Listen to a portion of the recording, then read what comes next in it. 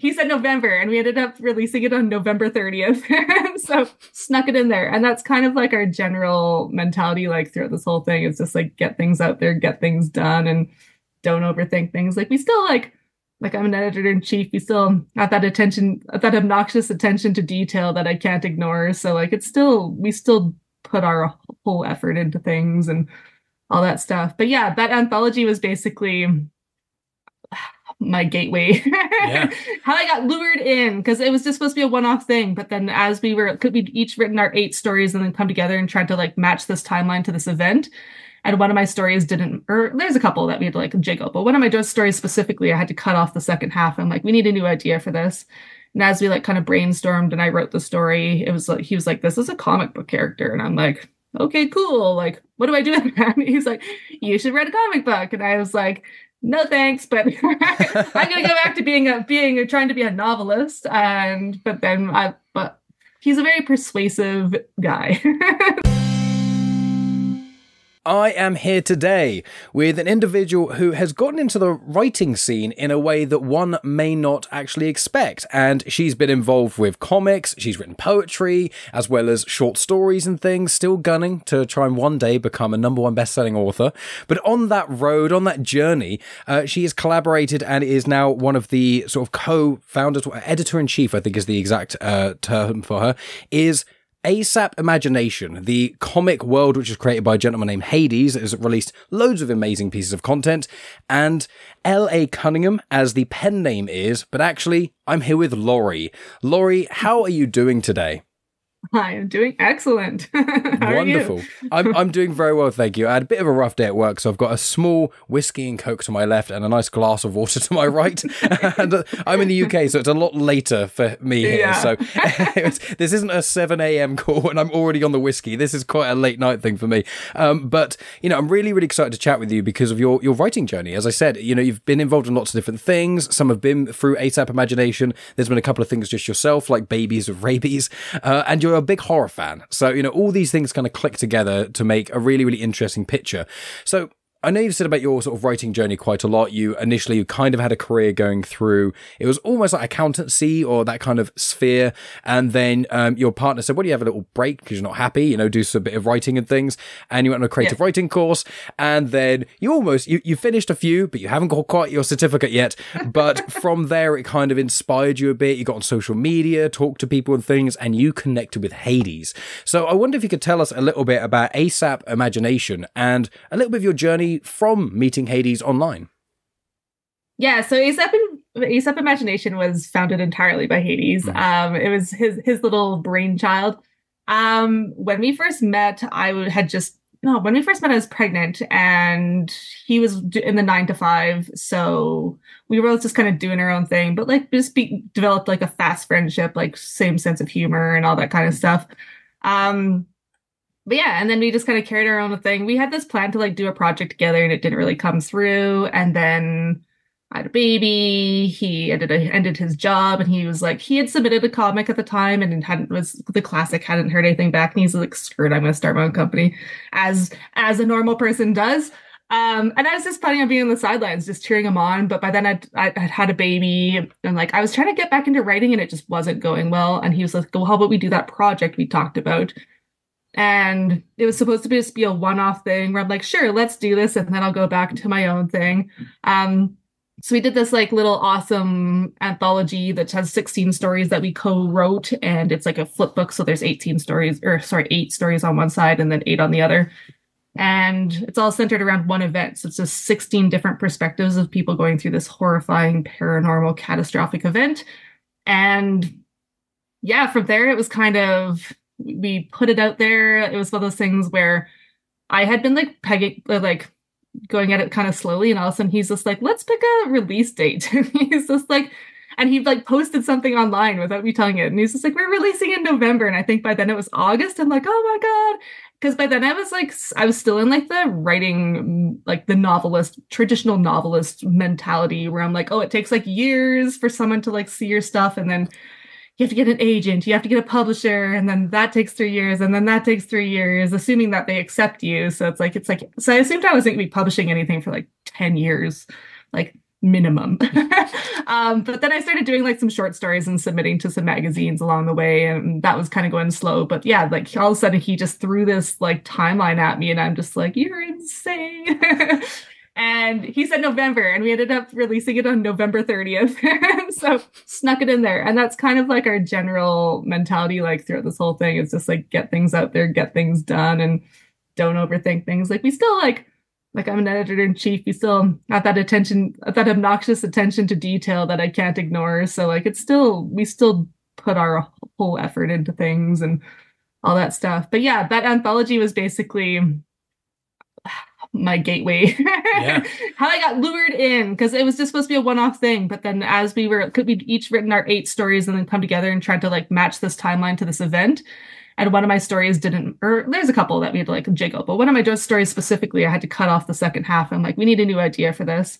And as we like kind of brainstormed and I wrote the story, it was like, he was like, this is a comic book character, and I'm like, okay, cool, like what do I do with that? And he's like, you should write a comic book. And I was like, no thanks, but I'm gonna go back to trying to be a novelist. But he's a very persuasive guy. So by the end of that call, I was kind of just like, so what would this look like? Because I'd like read some of his scripts for one of his like flagship comic, Messiah.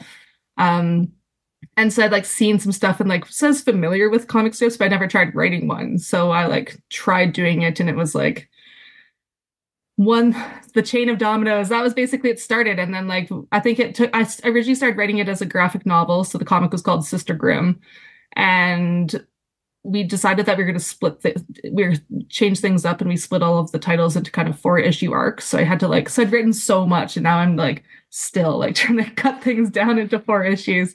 But I got the first issue out there. So I think it took about like a year or so, because we had to like go through it all. And I'm still like a mom and all that stuff and dealing with life. Like we're trying to like renovate and sell a house at the same time, and all like just life is so busy. And then yeah, I just got that out there. And then I think before that we'd started like basically working on an anthology, because Haydes started the company and it was originally just like our comics were going to be in there. Like they're all like these interconnected titles within one universe. But then we started to get attention, or we'll say I wasn't a we yet. He started to get attention.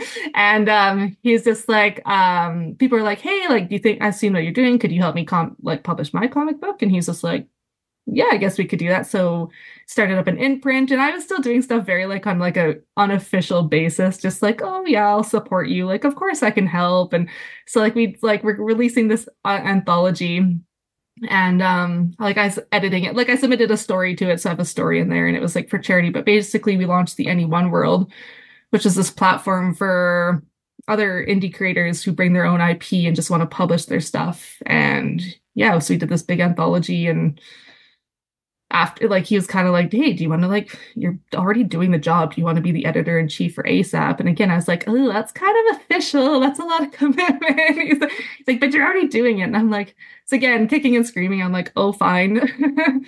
And then yeah, like I've just get pulled more and more in, and I've written a whole bunch of comic books and fully integrated. There's no escape now. Oh yeah, once you get into the doorway of comics, albeit reading them or writing them or anything, I think it does just open everything up a lot more. Oh, and one of the things I loved about doing some of the research is with the Points of Villainy and there's Points of Virtue and Points of Villainy, and it's the two sort of 8 stories kind of on the opposite sides. The first thing that sparked this all up, your short stories. And then when Haydes said, it's been a comic book character, kind of certain elements that you made, that's when you guys have kind of expanded into the comic verse, isn't it? It's like you've got there's the 3 issues of the Tales of Villainy, the single issues. There's one of Virtue, and there's a second one coming out of Virtue, if I recall. And then this kind of conversation got sparked because of the Kickstarter, which is the trade paperback collection of the Villainy one.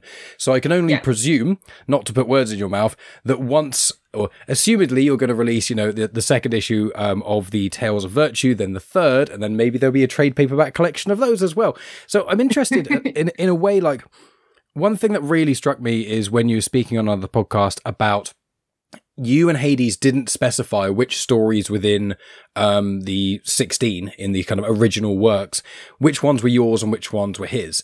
Now, you said that a few have slipped out because of Sister Grimm, which is obviously a comic series that's been essentially a spin-off that's kind of come from that. But when you're writing these short stories and things, how did you find it? Because I know that with collaboration, it works really well in the comic sphere, because it's very rare to find a creator who's the writer, as well as the artist, as well as the editor, and et cetera, et cetera. But comics are inherently collaborative. And I know that you've said that Haydes really helps you because he really, is like, right, here's the deadline, and kind of pushes you in a way that you may not push yourself. So I wondered how you found the creative process originally of the short stories compared to then kind of converting them, but also tweaking them into the comics. Yeah, well, it was like when we first started the anthology and the short stories, it was very like casual. Like we were just like, yeah, let's like start working on a project. Like it was so unofficial, but then like things just started coming together, and like we very much like he was kind of like from the first phone call, like when I was reluctant, I'm like, I don't want to do this. And by the end of the phone call, I'm like, okay, I have my first idea. I'll start writing it. And I think I was starting to like write a few stories. And like when he gave that deadline, I don't think he'd written any stories yet. So it's basically, he just like, it started off with like just encouragement, like take your time, like get back into writing, get the feel for thing. And all of a sudden he was just like, all right, we're going. And then like he wrote his stories, and like I was like, I think he wrote 8 stories in the time it took me to write 2. So we have slightly different processes on that part and time and stuff. Like I said, new mom, that ate up a bit of my time. But yeah, it was very like, he's just like, we just generally get along. Like obviously like we butt heads and stuff because like we've been friends forever, and friends running a business. Like not everything's gonna be super friendly all the time. You're not always going to have which is great. You want the best thing for the business, but you're not always going to think the journey there's exactly the same. Yeah, for sure. Well, and I think it's good because like we both like have ideas for things, and like it's good to have some, like you don't just want yes men around you and stuff, right? So like not that like I disagree with a lot of his stuff, but like it's good to have someone asking you questions. And same thing from him. Like I'm just like, hey, what if we do this? And he's like, well, slow down. And so we both do that. And so it's great. And so yeah, I think like again with like writing the anthology, it was very much just 2 friends working together. And we still had some few disagreements here and there about what direction and stories and stuff. Cause ultimately like ASAP is his like brainchild, and he had like all these characters and this like kind of general backstory. Like he has like this huge world in his head, and I was just coming in and being like just casually writing thing. So yeah, so like we like work together on that, but it was good. And but it's very different because like he's like my best friend, so it's like it's a very different relationship as opposed to almost like like I'm still friendly with all of like our artists and the people I work with. But there is a little bit more of that like professionalism in a way. Like Hades and I should have some more professionalism because we do like work together. But like I think was always friends first. So it has like that slightly different relationship and dynamic and stuff. That's a very good way of putting it. Yeah, because like if I disagree with an artist, I'm not gonna be like, screw you. But with him, I'll be like, screw you.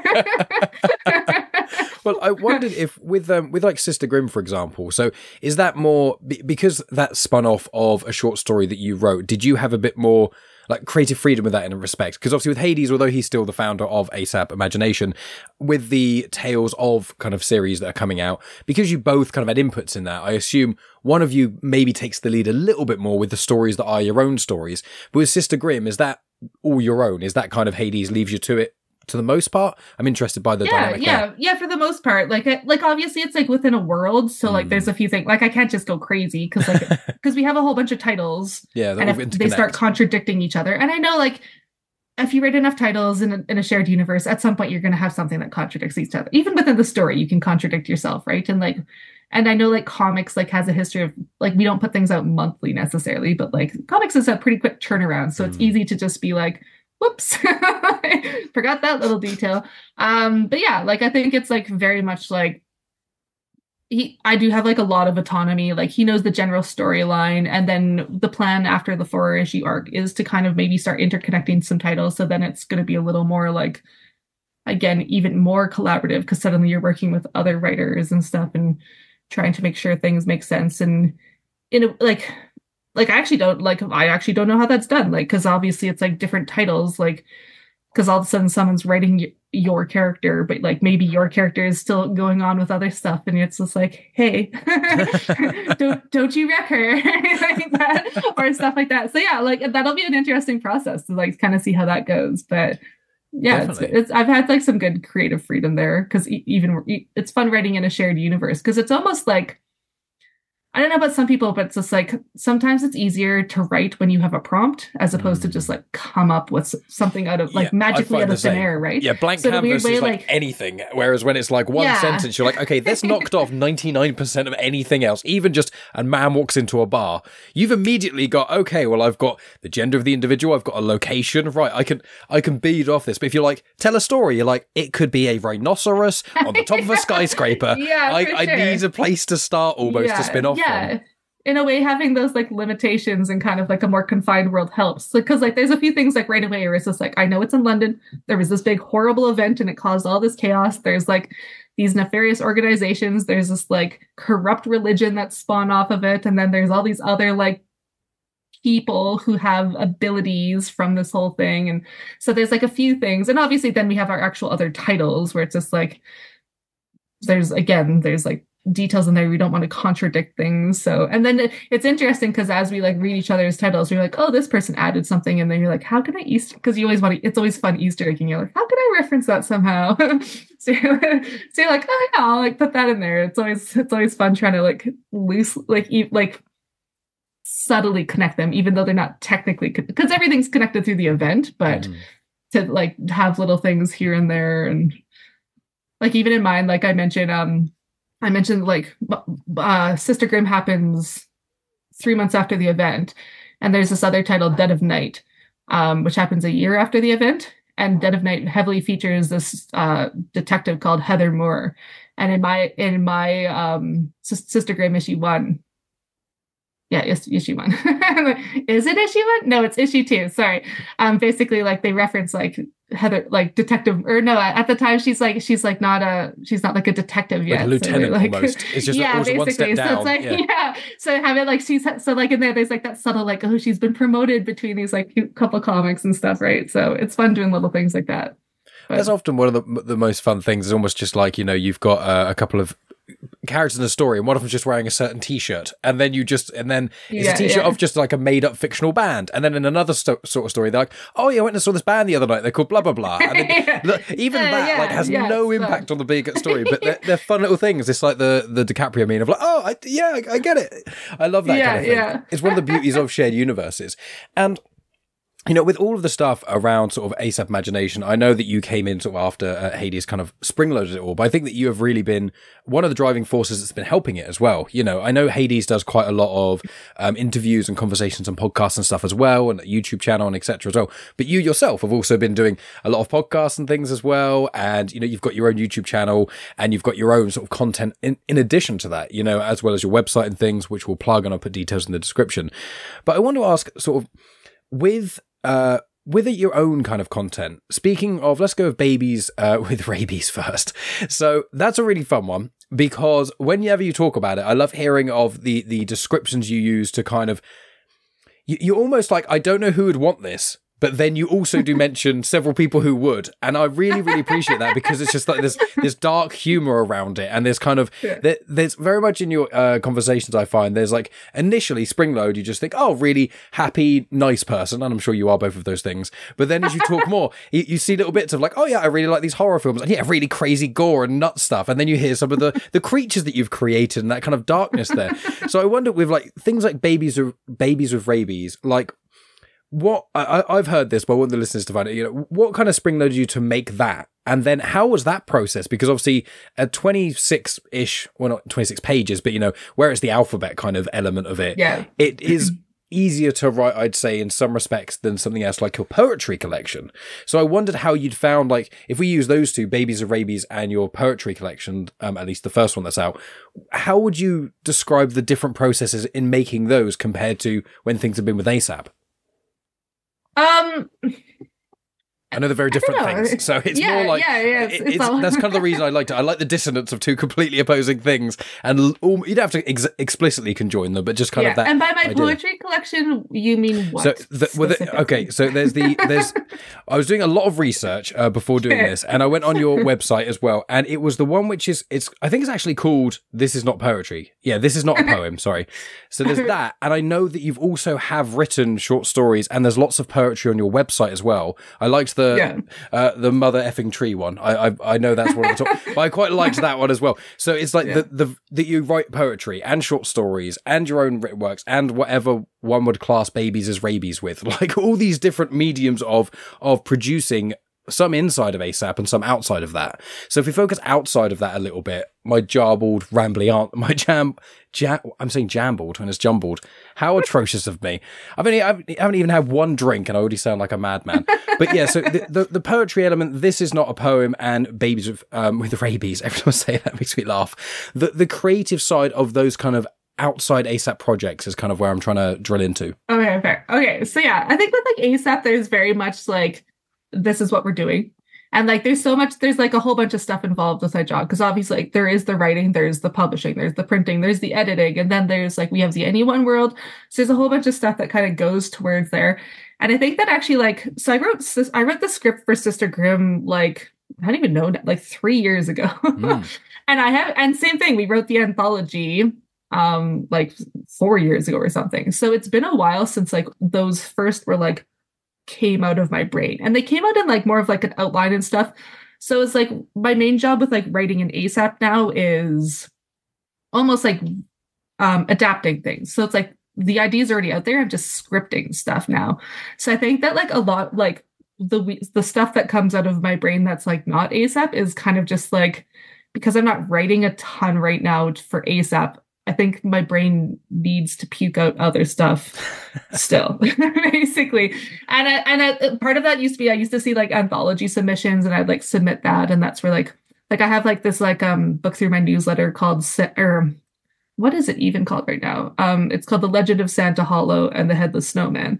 So it's basically, that started from anthology, and it was just like this need to like create and write again. And I think that's a lot of it. Like, Babies with Rabies kind of happened naturally, just, again, like, I wasn't heavily doing anything at that point, but I was living with my parents and I had a daughter, and I was just like, I just wanted to write, but I just couldn't. And then that was just like, a lot of my stuff are just jokes that went too far.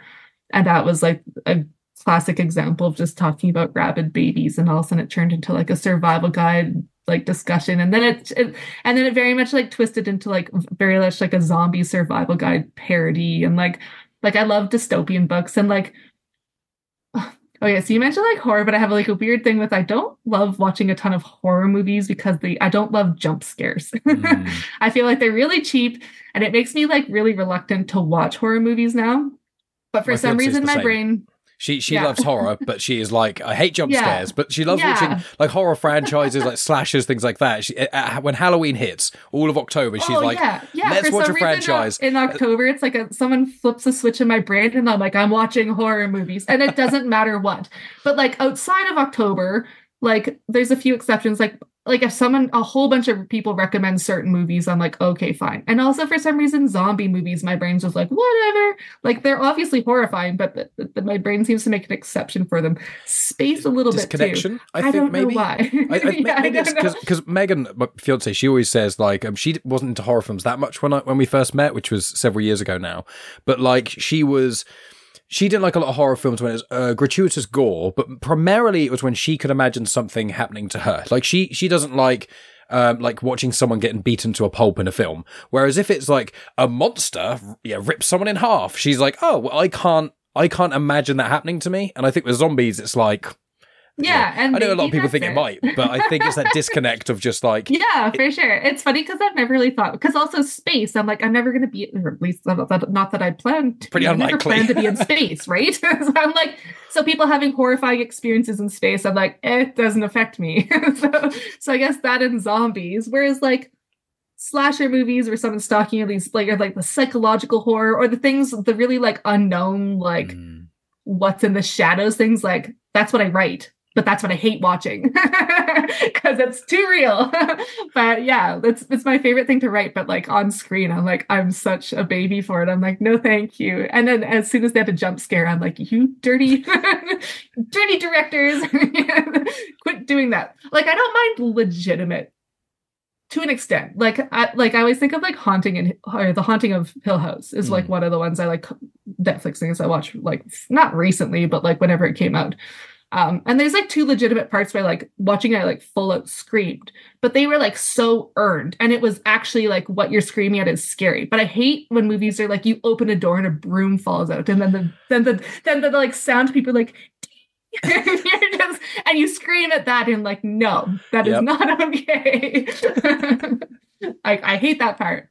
But I forget what I'm talking about horror movies now. It's more like your outlet, I think, because with ASAP, where it's, you know, it's because ASAP is, if the event is almost like the catalyst, and then it's almost things are kind of spawning off there, even if they're not necessarily directly connected to that. That's kind of the ground zero of ASAP. Yeah. And then things come off there. Whereas, you know, when you can just create anything you want, it's like, where do you start from? And I think horror has a through line in a lot of things you do. Maybe it is because it's that. One of the things I like about horror, and sci-fi is quite similar to that, and they're two of my favorite things, is complete freedom. Whether you're an indie director in making a film, or you're writing, you know, a book or a short story or anything, you've just got that ultimate freedom. And horror is so subjective. Like, you can get horror films that are literally just about trees getting people, and they're in horror films. But you can also have horror films of someone which is just by themselves, an isolation, like A Woman in Black and something. And obviously Woman in Black started as a stage performance as well. So I think horror and sci-fi have just these areas where creatives are free to experiment in any ways they want. You know, you get from like Coraline. That's a horror film. I know it started as a book, but it's like, it's a horror film. It's amazing. It's one that's suitable for all ages, and I adore it. But it is a horror film, and it's that kind of space where I think you're free for the most part from judgment for doing things a bit out there. Like Babies of Rabies, just the title is nuts in the best way, you know, no effect, and not in a negative way. It's such a crazy concept and so fun. Some people do have negative reactions to it. Like I've had like messages from people that are not unhappy with it, and I'm just like, it's just meant to be a joke. Well, if like, you read the title and you don't like it, you know. Yeah, but like I get like rabies is like a real disease that kills babies. Like I do understand that. But it's like, this is very much just supposed to be a zombie parody. It's just rhyming, it's silly. It's less about like killing babies and more like kind of like the raccoon kind of rabbit, like that what people kind of talk about. Like it's more that style is like what the comment is. So yeah, but I do agree with that with like horror. It's just like, because even like I also write dark fantasy, and like dark fantasy is very much like sometimes you're operating within a magic system, and even sci-fi sometimes you're operating within like typically you're operating within some kind of technology and science sometimes. I get that there's like a way I get that there's a way to stretch it so you don't always have to explain things. Like again, aliens are kind of one of those, you can do whatever you want. But like horror, you kind of just like do whatever you want. You don't have to explain it. You're like, but that doesn't make sense. And you're like, it's horror. You're like paranormal stuff. Like you don't have to explain it, right? So yeah, it is kind of fun that way. And yeah, I guess that's kind of like, I think that again, like kind of ASAP, I do have those restrictions, which are great, and they are like kind of help me write and focus your writing. But again, when I get antsy, I just go and create something stupid. And this poetry collection you're talking about isn't actually poetry. Is the weird thing as well. It's literally so that one also. I'm gonna take a drink of water for a sec. This is what I warned you about. Just talk too much. Someone also started off as a joke where I was kind of like poking fun at some modern poetry over on Instagram, where people just take a sentence and like break it up into a few lines, and suddenly it's poetry. So like I like posted something on Twitter, and it was basically just like, it's like poetry isn't just one sentence broken up into multiple lines. And someone's like, you should publish that. And so I published a 1-page book. It's just that through like Amazon. So I made a cover, it has dedication page and everything and stuff, and like put it up there. So that's like what that is. And then like, like jumping through, making a long story very short, like a narrator got involved with it, and he's like, can I help make this into an audiobook? And so we have a 45-second audiobook out there for it. And like, and all this stuff. And the audiobook's funny because like typically for like most platforms, you need to have like a minute sample. of the book, and the book's only 45 seconds, so like so he had to like change the sample a bit so he can, like, the first 15 minutes he's just kind of like vamping just like it's very much, you may enjoy the sound of my voice, and therefore you may also enjoy this book we have to offer you. So, but I do have actual poetry as well. So, but it's that's what basically I thought. like, because like you can read, you've put up a lot of the poetry on your actual website as well, which people can read a decent amount of it for free. And I looked at it and I did think when I saw the price and stuff of the, you know, this is not a poem, I was like, that's very affordable. I was like, I was like, that's very. I've seen independent artists creating a lot of things for cheap. The secret. Well, also because Rabies, Babies of Rabies, you've put the digital version on your website as a name your price as well, which is amazing stuff. So people can go on there and give you $1 if they want. They should give more than $1 because it's worth more than that. But you know, they can give whatever just to get a hold of the digital version of that. So when I saw that, I was like, oh. You know, Laurie's just being really nice and just having this really cheap collection of poetry. No, but it's like, no, that's the joke. I'm overcharging for it. It should be free, but it was so funny because we put it on Amazon and like I just kept it at the same price because basically like once we tried turning it into an audiobook, Amazon rejected the audiobook because they're like, what is this? And I'm like, what are you talking about? Like, we have this book. And then they went and looked at the book and you're like, you can't publish this. So they blocked it and took it down. And so I just basically took it from over there and just put on my website just in case, just kept it on everything the same if people wanted to read it. And then I wrote a second book to basically explain the whole situation. It was mostly just kind of like a thanking the fellow mischief makers who helped make that book happen. So like a screenshot, because like on Amazon, it got like a whole bunch of like reviews and people were like, this is the best poetry book I've ever read. Like, comparing it to like Hemingway and stuff. Like people were so funny with it, so it was like fun. So like basically the second book was like, because they took down the first book and the second book was like a whole bunch of the reviews and the screenshots and basically explaining how everything happened and how it got taken down. And then I put the first book back in it, so like in theory you can still get it on Amazon and read the first book because it's hidden in the second book. Just don't tell Bezos. This is a secret. Don't tell him. No, I've been like very like forward about, like, the description literally says like everything. Even like the first book, it was like, this isn't a book of poetry. It's literally one page. Like it's a book of one page of not a poem. So, but yeah, that's what I do with my own creative endeavors. I just go make jokes. Well, I wanted to ask, because I know you've said in jest before that what you wanted to do initially, you were maybe not resistant, but you didn't jump it all in with Haydes initially because you were like, I want to write a big novel and try and be, your quote, the #1 best-selling author and that kind of thing. And you said about writing dark fantasy, and I know that some of the stuff you put out for ASAP is, it's horror-esque, but it is... Fantasy definitely plays a role. I think fantasy and horror are really, close. One of my favorite horror genres is actually like folklore horror. There's a film like The Ritual, which is not dissimilar to like Blair Witch Project kind of things, where people are just in the forest and crazy things are going to get them, and it's all legends. Yeah. And with your sort of dark fantasy stuff, the things, are you still writing in the background this #1 best-selling novel that you're going to be writing? Are you still, like, I assume, as when I speak to most creatives, there's normally about 5 things going on. Normally one thing you can't talk about, another thing is already being produced and things, another thing is what you're currently promoting, and then there's 2 things that are quiet that you can't even talk about because it's like, I don't even know what this is yet. So I don't need to spoil any of that stuff, but I'm just interested, are you also trying to write a novel now that you're getting, progressively more people interested in what you're putting out there, both in and out of ASAP? I didn't know if you're quietly kind of building something else. I try to think of how many things I'm still finishing Sister Grimm, and obviously we're like finishing Points of Virtue, or like the single issues, and now we're doing the trade with the complete Points of Villainy, which is what's on Kickstarter right now, related to that anthology. Like the anthology, thankfully, is complete. That one's nice and finished. But now obviously like turning it into the comics. And then I started to like try to get better at drawing. So like I've illustrated my first mini comic called Demon Potatoes, which is like comedy horror about demon potatoes. And then again, joke gone too far. And then the other thing, I like through my website, it's probably my lowest priority, but something that I think I'm pecking away at. And I don't have any illusions that it's going to be a bestseller or like a New York Times bestseller or whatever. But it is like meant to be a novel. Like every newsletter in theory. It's not every newsletter, and my newsletters are supposed to be monthly, and they're like 2-3 times a year. Well, that's what makes them so special. Like, yeah, it's a little treat. And sometimes I don't give people a new chapter, but basically every newsletter, my plan was to release a new chapter, so like people could like follow along and like on the story. And I think I've done 3 chapters, maybe 2. I think 3 chapters. So yeah, it's like that one is in a slow build, slowly building a novel, but it's quite a low priority, just like same as my newsletter in general.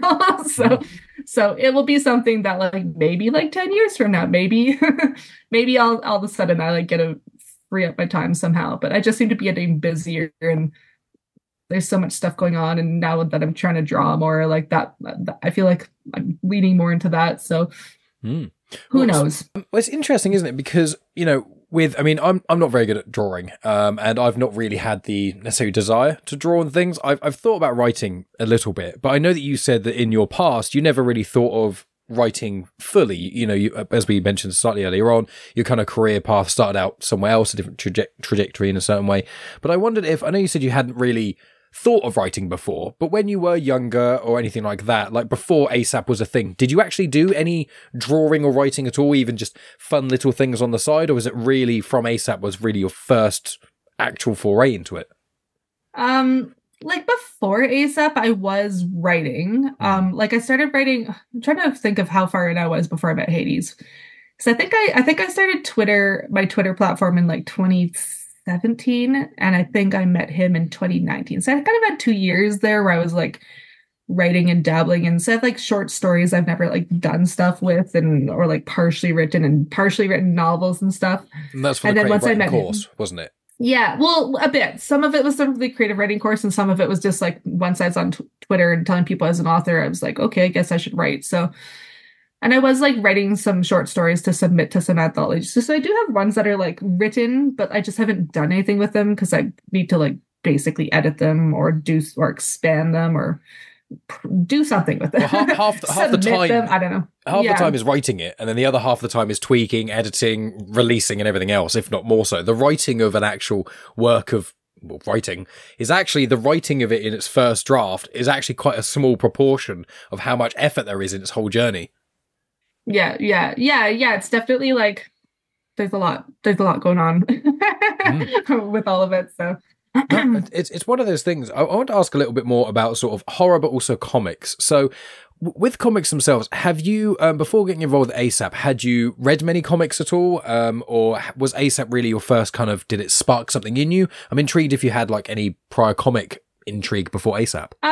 My comic intrigue was like Calvin and Hobbes, Garfield, Farside, Archie's, like those kind of things. Nothing like, wrong with that. Love coffee. Yeah, but like kind of like back when newspapers existed and there was like the Saturday Funnies page and stuff. That was kind of like more what I was into. And then I was like obviously into cartoons. Like I had an older brother, and I feel like he probably was the reason I watched like Ninja Turtles and Spider-Man and stuff. Maybe it was me as well. I feel like when he wasn't around, I was more likely to watch like other I don't know, other things.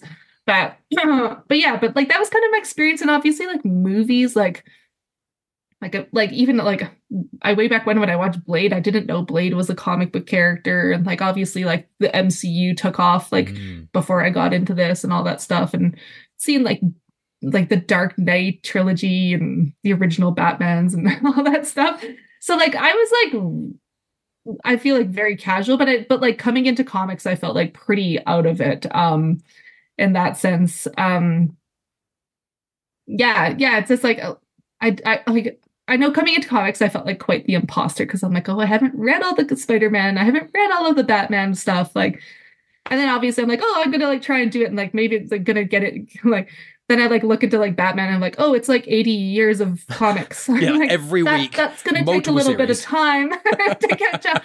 Oh, and then everything splits off. There's like multiple universes and storylines that like, and then they contradict each other. And people are like, this one's not canon, but it's great. Like, so it's all over the place. But yeah, like coming into comics, like, I was very much like I didn't really consider myself, like I wasn't seeking them out. Whereas like once I started getting into there, so like Hades and Nem or D.W. Howard is also what he's known as. They were basically like corrupting me. And like they made me this little folder on like our shared drive, and they're like, Laurie's homework, LOL. And like, it's like, here, watch this, read this. And so I started, and because I was writing Sister Grimm, and like it was kind of like this dark fantasy, horror-ish kind of title, they definitely were sending some darker suggestions, like, oh, watch like Ghost Rider and like Constantine and all that stuff. So yeah, it's definitely interesting that way. But I feel like shortly after all that, I read Watchmen, and that one was kind of like, and that was on Hades' suggestion, and I'd seen the movie. And when I was younger, and it didn't make like a huge impact on me, but like reading the comic book with kind of like the whole like, do I want to get into this kind of mindset? Like there's this like the second chapter in Dr. Manhattan is basically like giving his life story, but like all of his different timelines at once are just like all over the place because has no concept of time, I guess, or it happens all at once. I was like, how would you even do this without comics? And I was like, how would you even do this with like anything? So like that was kind of the thing where I'm like, yeah, I like want to be a part of this. It's a great medium, comics, because also one of the beauties of comics is you need a budget to produce and create a comic, but like to draw a page with 50,000 people on it, or drawing a page with one person on it, some would argue it's harder for the one because the details of the armor or whatever they're wearing. But like if you want to have a big battle scene, you could just draw a big battle scene, you know, whereas obviously if you're producing a movie or TV series, you have to figure that out, and the scale was different. And I think, again, comics, horror, sci-fi, fantasy, they're all these places that great innovation has happened, and there's been a lot of experimentation in there. And that's one of the things I love about indie comics as well, is you can basically do anything. I was talking to a chap last week, and he's got a comic series which is Kaijus and Cowboys, and it's exactly how it sounds, just giant monsters fighting robot cowboys, and it's cool, and it's a really weird, different thing, but he's co-created that. It's an indie thing. He's been a comic artist for an artist for like 30 years. But I myself, like, I wasn't really into comics that much until probably the last decade or so anyway. A friend of mine bought me some Star Wars comics, and I was like, I love Star Wars, never read any of the comics. I think that when you're kind of either into comics or not, but not necessarily being into them. You've either kind of taken a step through that doorway, or you haven't. And I think that, obviously the MCU, as you said, and Blade and X-Men, all that sort of stuff, that did help a lot. But I think even knowing about comics proliferally, once you go, no, you know what, I'm going to give this a go. I'm going to read the Watchmen's or this Batman comic or whatever. Or when you actually create it, you can never unsee it. If you know what I mean, you can never, once you've dipped into the comic world and you see how much there is, because I remember I was like, oh yeah, I think when I first got into comics and I was reading a lot of Star Wars stuff, and I was like, okay, I'll get into some Spider-Man. I like Spider-Man. He's been my favorite, comic book character for a while.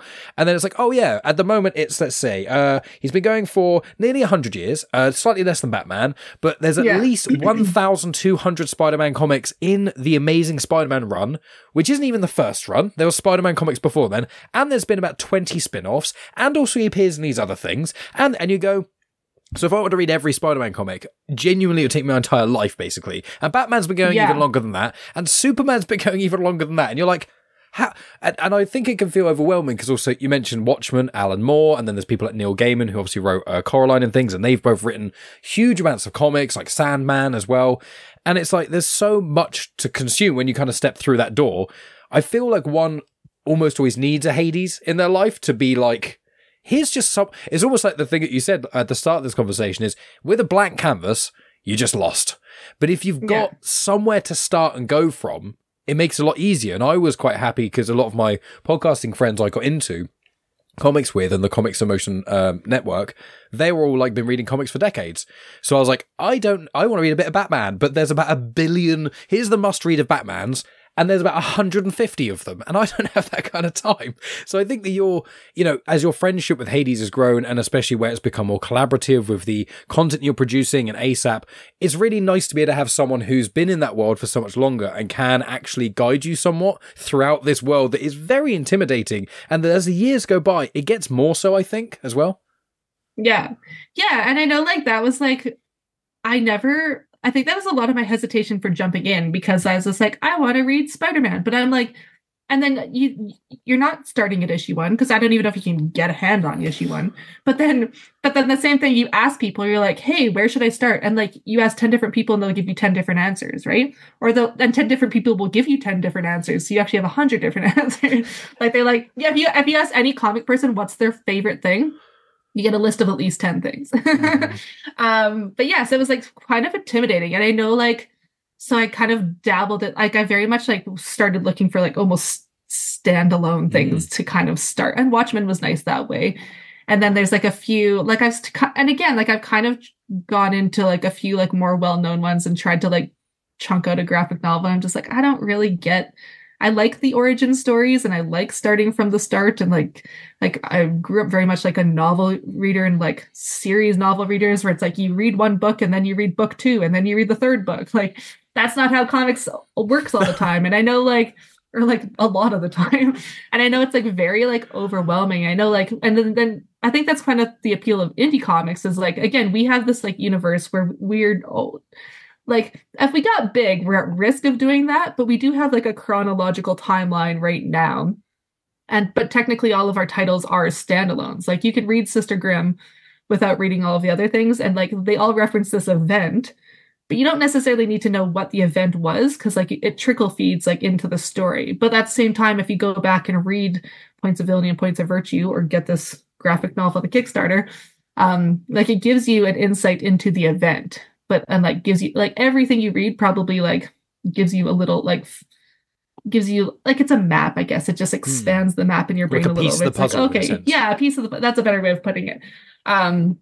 So yeah, it just gives you more information so you can kind of put that world together. So like when you know the event, you're like, okay, you can follow this storyline, you can follow this storyline. And I think it like works like that. And that's kind of our plan. We want it to be approachable. Like if anyone ever asked me where to start, especially now that we have the graphic novel, I'd be like, the complete Points of Villainy, because it has like the 3, like there's like 6 stories in there of people going through this event, and that's the catalyst for this world. Whereas like if you start Sister Grimm, like sure you can start it there, but at the same time Sister Grimm had a bit of an origin story in the complete Points of Villainy. Like she's actually a character that came from that. So I always point people back to the front. Like of course I want people to read all the titles because they all have their own merits and they're kind of different genres. Like Sister Grimm's like dark fantasy horror, like OPSEC is sci-fi X-Files, and then like Whole is more occult and Person is demonic, and then we have that's P-U-R-S-O-N. And then we have Dead of Night, which is like a medieval kind of vigilante crime vibe. And then Messiah is this like, it's almost more of like, has like this like mythological, and then there's kind of like a mob vibe to it as well. So like they all have like different things. So like not everything's for everyone, but like you can have all these different access points we can dip a toe in and check things out. But of course I tell people to like chronologically, which if I'm a chronological person, I would start at Points of Villainy. I'm the same. I'm much like yourself. I very much quite like the here's a really easy thing to follow, just A, B, C. But yeah, as you say, it's any comics you get into. It's always, oh yeah, there was this comic that's going on. Yeah, but I think one of the best comics ever made was actually a prequel to that. Oh, so I'll start there. No, you can't start at the prequel. You have to start at the original and then go back to the prequel to understand what, and you're like, I just want to read a Batman comic for a bit of fun.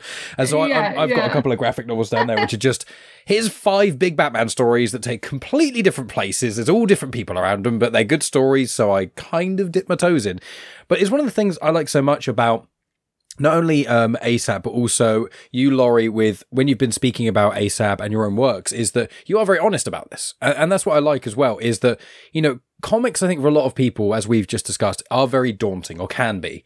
And I think that especially when you go into the big 2, especially DC and Marvel, or even some of the lesser knowns that have still got a huge catalogue, when you have something like ASAP, what's brilliant about this new Kickstarter is that this is the perfect time to kind of jump on board. You know, this is the thing where before there gets a lot more amazing content stuff, if you jump on board, you support, you know, indie creators, which is a big thing on the show, and you get on this Kickstarter and you can just do that. All the tiers are really, really cool. And I'd say to people, you know, go check out all the tiers, go on the website, have a little look up in the description, but you can give a few shekels, you can get this one and kind of go from there and then go, oh, I quite liked this element of it. And you go, oh, cool. Well, go on the website. if you liked the fantasy element, there's this story for you. But if you liked the sci-fi story in this, you can go for that one. Or what elements do you like of this? I keep saying it, but Ground Zero. And then that's where you can splinter off into the world of ASAP. And that's one of the things I think is really cool. And you don't have to be a massive comic nerd to get into this comic and to enjoy it. It's great storytelling with some amazing artwork that some of it's written by, air quotes, veteran comic readers. And other ones are written by people like yourself who are slightly more newer to the industry. But I think that is so important because it happens a lot of stuff. It happens with Star Wars, which I adore, where you get someone who's been involved in the world or worlds or industry for so long, they kind of inadvertently, it makes it slightly less accessible because like, oh, we'll do this reference and obviously I'll talk about this saying, and you're like, I don't know what any of these things mean. You're like, oh, if you've read comics before, you'll know. It's like, but I've not read comics, so I don't know. And that's one of the things I think is great about when I've caught interviews with yourself or Haydes, is that it is really for age appropriately. It is for everyone, you know, no matter where you come from, whether you've just been reading comics or novels or whatever. If you want to try something different, try something new. And again, as Anthology, if you don't like one of the stories, the next one's going to be quite different. So again, it's almost the perfect tasting platter for ASAP and what not already exists in ASAP, but also what's to come. So I really, really appreciate, you know, you and Haydes being out in the world trying to, you know, promote this, and obviously want to support this wherever I can. So we will start to wrap up here, but I want to give the mic back to you. Is there any sort of final statements, anything else you want to kind of mention before we get into plugs? I'll let you do that separately, but the floor is yours for the last part. Yeah, no, I don't think I have a ton to say. Like, obviously, the Kickstarter is very near and dear to my heart right now because it was very much near and dear like before because like the anthology is what brought me into all this. It's basically like how Haydes and I met, like this idea to do a project together, and then it was our first book. It was my first publication, so like that was my first time being a published author. This is a big deal. And then like it was what we launched the company with. So like he launched it with like also his other comic Messiah #1, but this book came out at the same time. So it's like it's the beginning of everything. So it's really cool to like have this. We're about like I've known him for 5 years and the company is about 3.5 years old. So it's like this very, very big, like full circle kind of moment for us where like we've been like working so hard to get this comic out and we've got these stories. It was always about comics, and like we had this like prose book, and then we finally are getting to the point where we've brought in all these like talented artists and they're turning our visions into visuals now. So it's very cool to see it all come together, and it's like the very sunrise sunset moment where I'm just like, it's like start here, and then we were like finally like back to like the novel. It's like where we started and like putting it out there. So it's just cool, and I hope that like people love. I know people probably won't love it as much as we do because it means like there's a lot of sentiment there. But I hope that people really connect with it and like the stories and the art and stuff, and obviously back it and tell everyone they know about it and spam all their friends and family and people they don't know. But yeah, we just want to like get stuff out there and share our stories. Amazing. Yeah. And share it with the world, you know, on social media. That's a great, for indie content creators, that's the big thing, is sharing on social media, telling your friends. But look, if you have a mate who's a comic book nerd, kickstart this. Get them a copy. You know what I mean? Like you don't, it's a great way to spread it, you know, spread the love of ASAP and things. It's one of those. So yeah, I completely agree with what you've been saying, and I'm really excited to delve in, and I'm going to be kickstarting it. So you'll see my name pop up somewhere on there because thank you. We're doing some of the research and stuff. I was like, I really, with the passion from yourself and Haydes, I'm just like, the passion is something that this show really lives on. And I spoke to all kinds of guests about different stuff, but the through line is about the thing they're passionate about. And I just love seeing people's eyes light up with things that really mean a lot to them. And this clearly means a lot to you and to Haydes. And also it's a really great piece of work. And again, this is Sunrise Sunset of chapter 1, or maybe even chapter 0 of ASAP. So there's a lot to come, and there's going to be so many cool things, and I can't wait to sink my teeth into. So obviously I've been referring to you as Laurie because that's your name, but you call yourself LA Cunningham because you don't want to get confused with the footballer.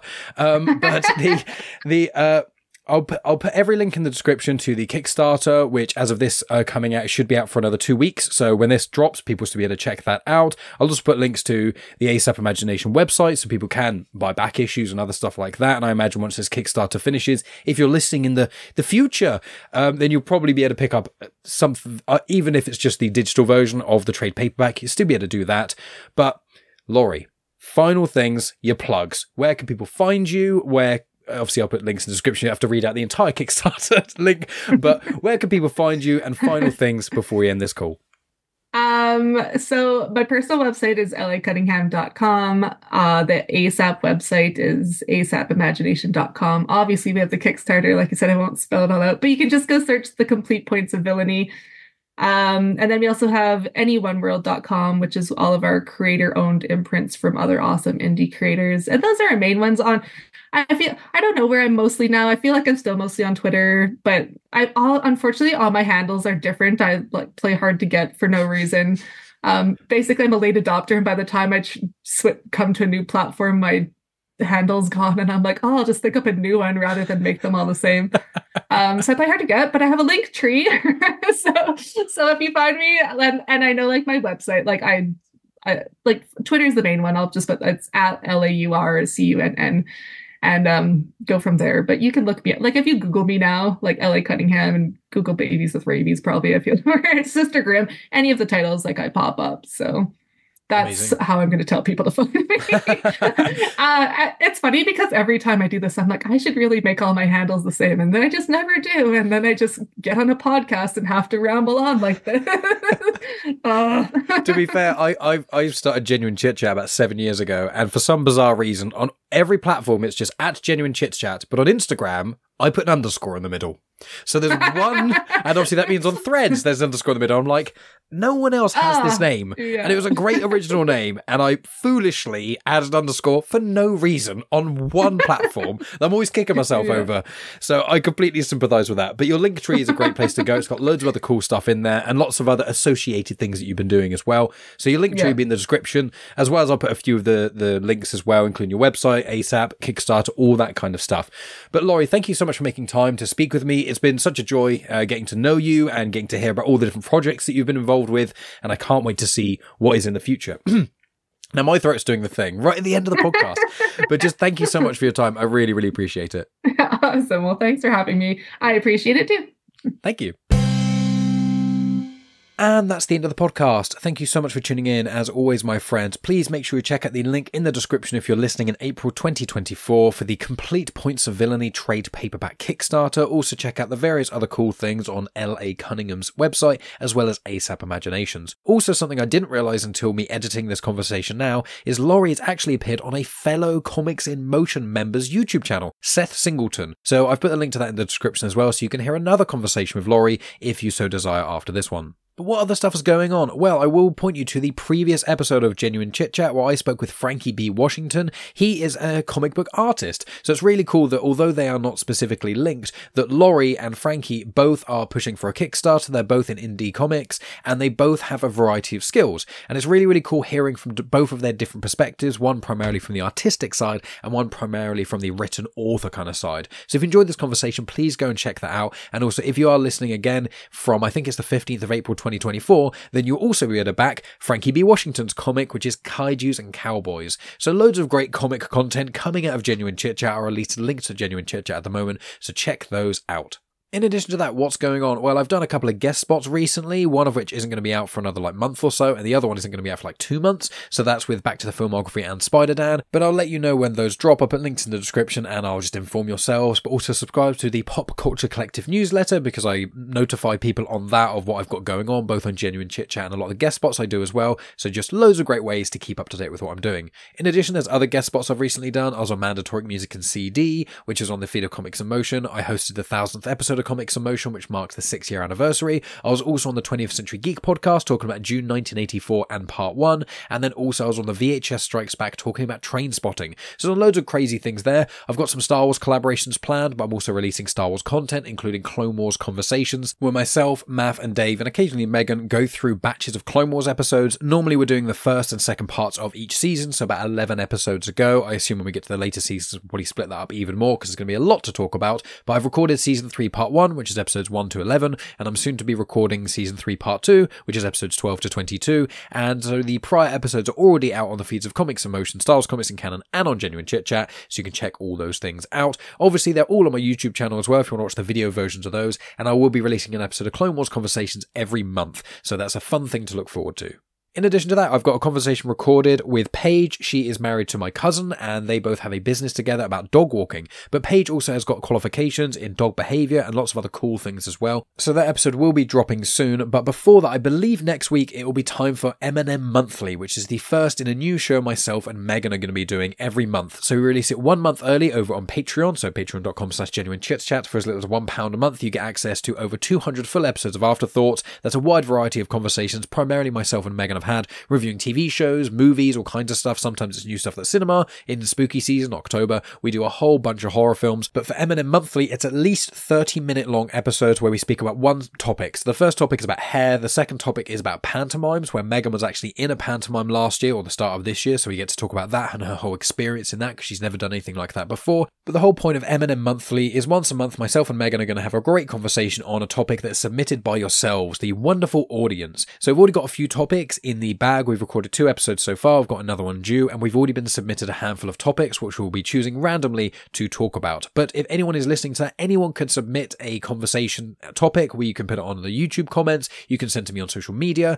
but all patrons will get priority on those things. But it's just going to be a random thing, so I'm probably going to just double up the patron topics in there so it becomes more likely to come up, but we shall see. So that should be out next week. There's already a video version on YouTube that patrons can already watch, but that episode will be releasing next Sunday. We've also got a couple of other cool conversations due for recording. I have got a recording due with another Star Wars author, which I think is like my 7th or 8th Star Wars author since I started the show. So that's really, really exciting. And I've got a conversation due with someone, and it's going to be a conversation like no other. But I don't want to talk about that till I've got the conversation recorded in the bag, but I'm very excited about that. And then I've got lots of other cool things planned for this year as well. So please, if you are listening to this and you have not subscribed, be it on YouTube or any podcast app, please subscribe. Then you won't miss an episode when it comes out. You don't have to listen to them all. You probably won't enjoy every single one of them equally, but if you keep subscribed, you'll see new interesting episodes that come up, like this one, that may pique your interest. And if you really enjoy the show, please share with your friends, please tell people in real life about it, but also please leave reviews. People have been leaving more reviews for me on Spotify, which I really appreciate. I've got quite a nice amount of reviews on Apple Podcasts, but I can always get more because it really helps shine a spotlight on the show, including places like Audible and other places like that. So obviously supporting the show at Patreon is the best way to do so. You get loads and loads of bonus content every single week, and at the moment you've got I can't think of how many hours of additional content you'll have, but I think it's probably at least like a solid day's worth of listening, if not more. But if you want to support the show in a way that doesn't mean financially, please share, leave reviews, and tell your friends about it. But friends, you can find me on all the social media places at Genuine Chit-Chat, where I release snippets of stuff, photos of things I'm doing, occasional videos of Willow, all kinds of different things. So please support me wherever you can and wherever you go on the internet, really. I really appreciate each and every one of you. I'll be talking to you next week, likely with M&M Monthly episode 1, and lots of other cool stuff to come. So thank you for tuning in as always, my friends. Please hit that subscribe button, please like, please share, and I'll speak to you next week.